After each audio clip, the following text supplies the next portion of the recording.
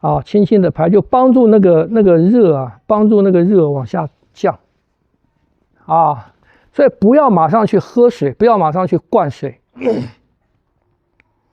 啊，一般喝水是什么？你如果有出汗的话，要等汗落了，那个出汗停了，然后去喝水，然后不要喝冰水，不要喝凉水啊。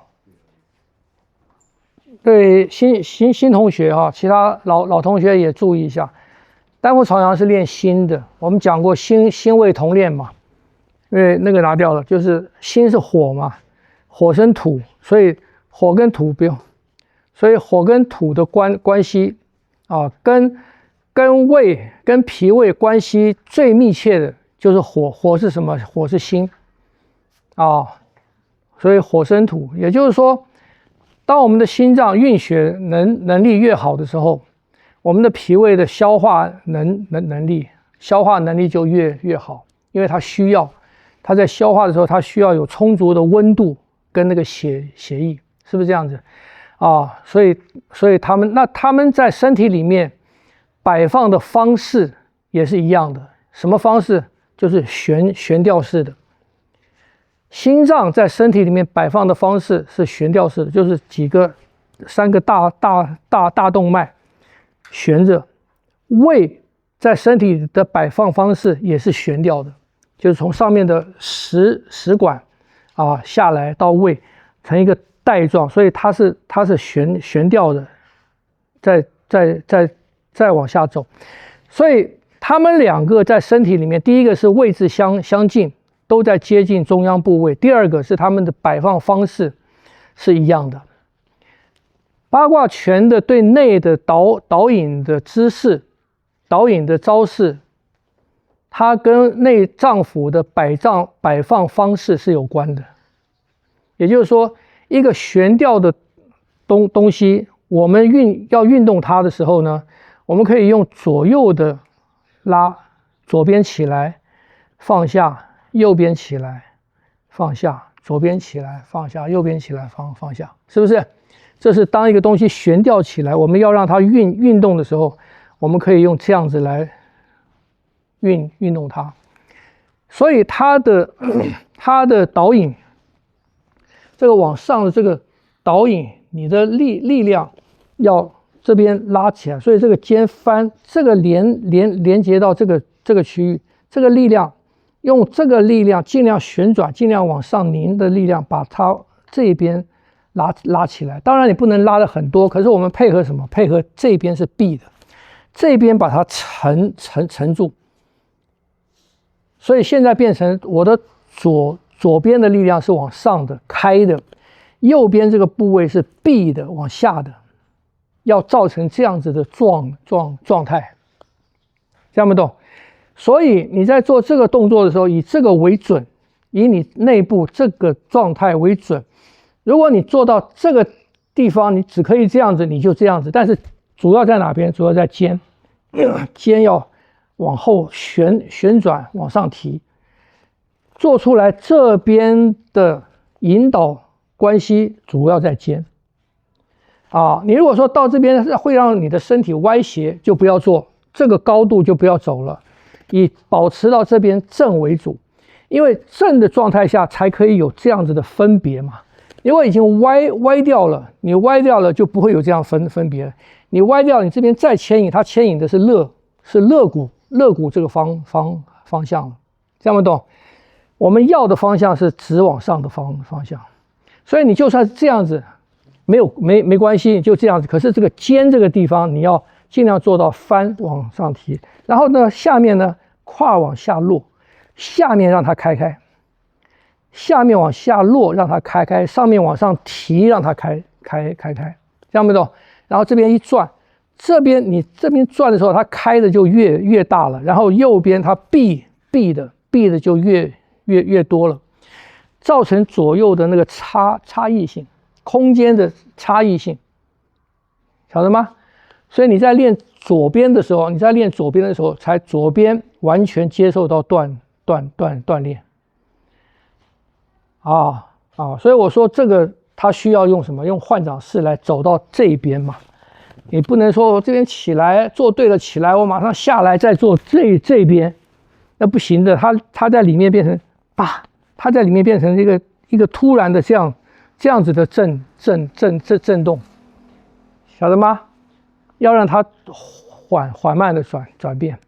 但你在走这个掌的时候，你要注意的是这个的空间跟它的位置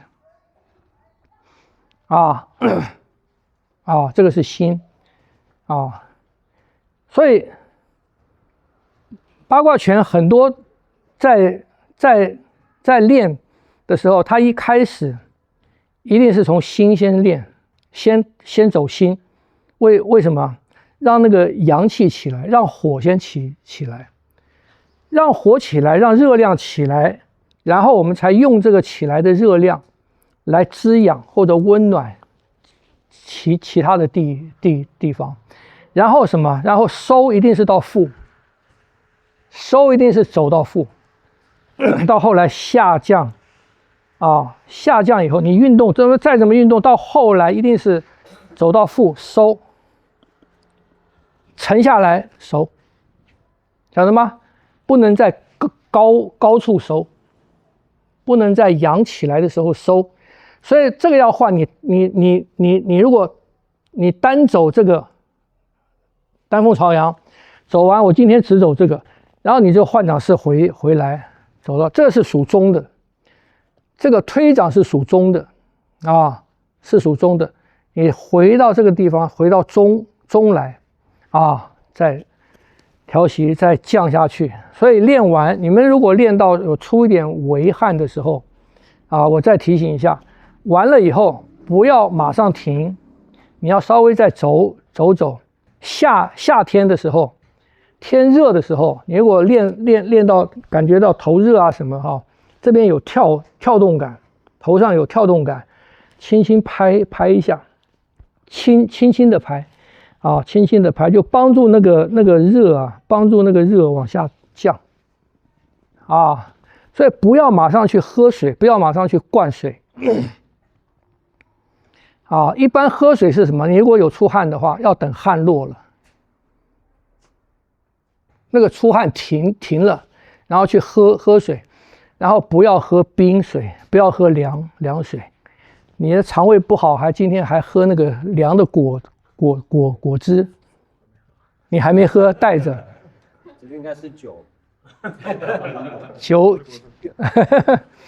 一定要喝温水或者稍微热的水，因为你里面的热起来了嘛，里面的热起来，流汗的时候它往外走，那个汗变成往外走，热变成往外走，往外走的时候，里面的热呢，它变凉了。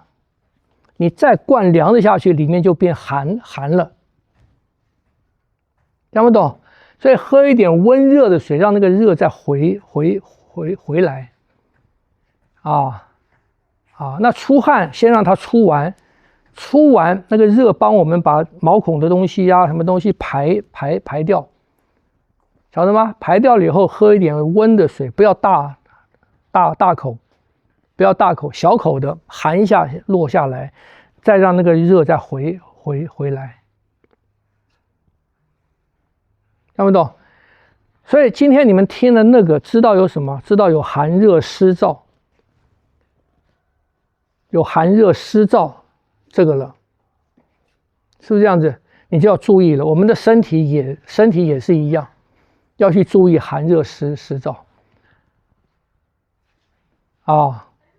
寒热的不平衡就造成了湿跟燥所以这个丹凤朝阳把阳提起来了，你收要让那个阳慢慢降，慢慢下去收所以运动的时候喝水要特别的注意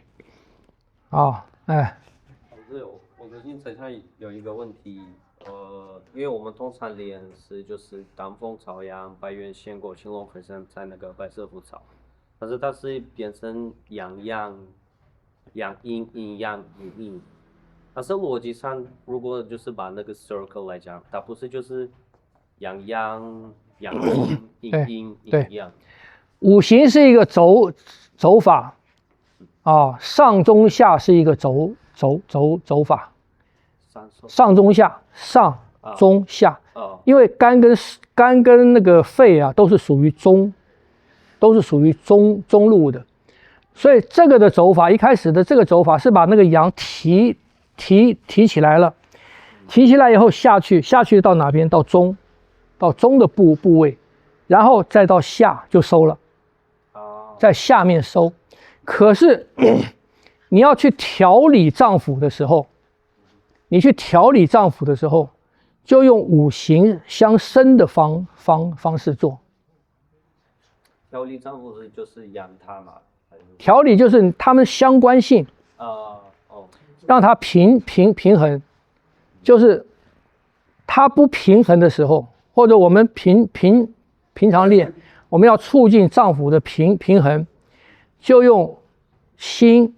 你从阳走嘛，心不是兼胃吗？然后到肺，然后到肾，是不是？然后到肝。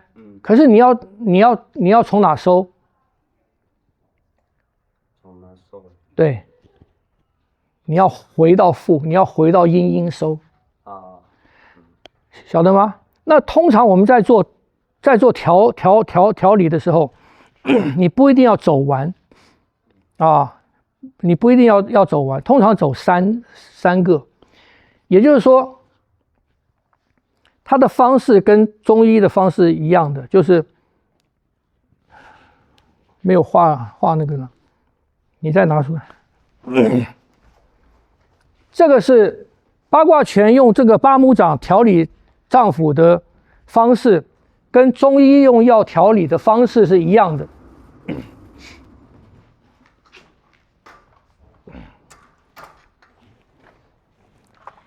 有一个共通的方式是什么？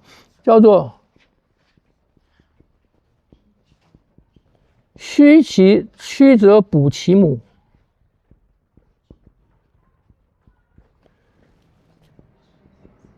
实则泻其子。什么是母跟子呢？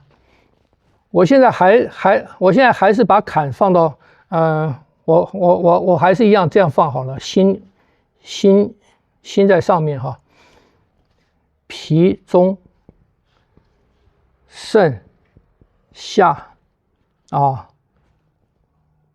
心这边，那这边应该是肺，不对，这个是脾。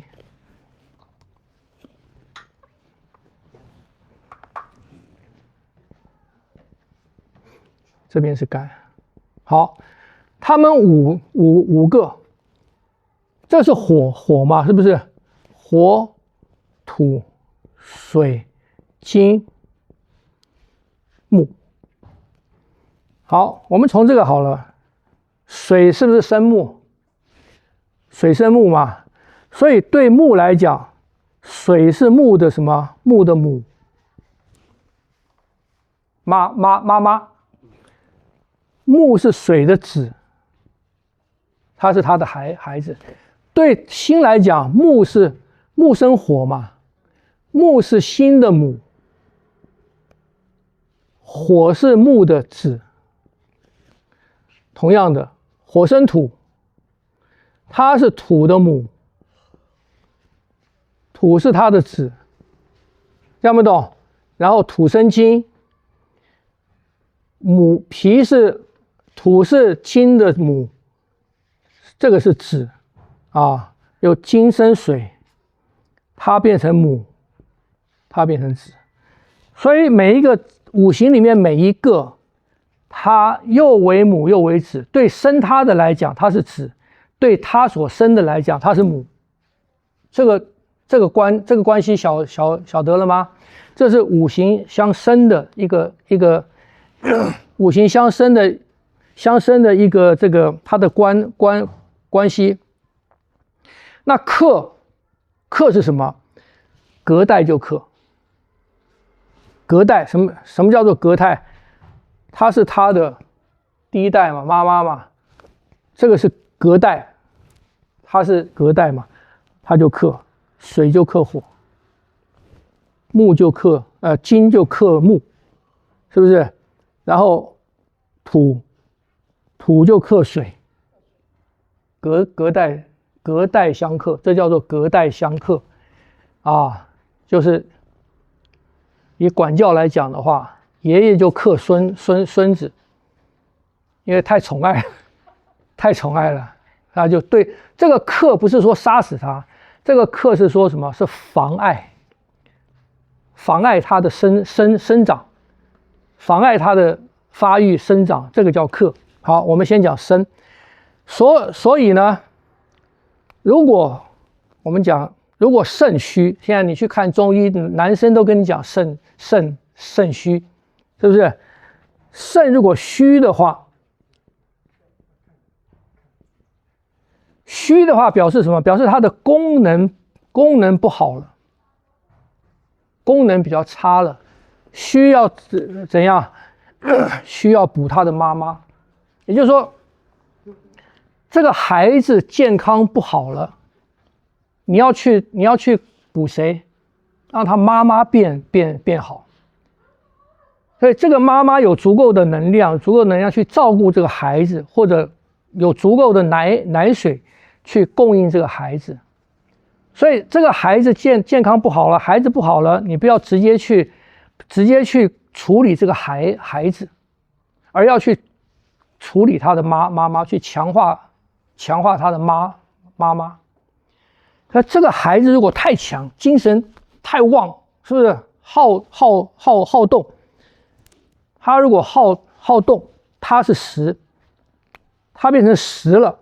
实什么？实就是太多了怎么办？那他同时是妈妈，他的孩子谁？他的孩子是肝，所以就要什么？就要去弄这个肝，让他的精力有地方发挥。这叫实则泻其子，听不懂？所以你如果去调整这个的时候呢，你要去同时做这三个，因为它本身之外，它是它的母，它是它的子，是不是？有所生，有能量过来帮助照顾它，有什么？你这个能量有地方走，它是一个局部的循环。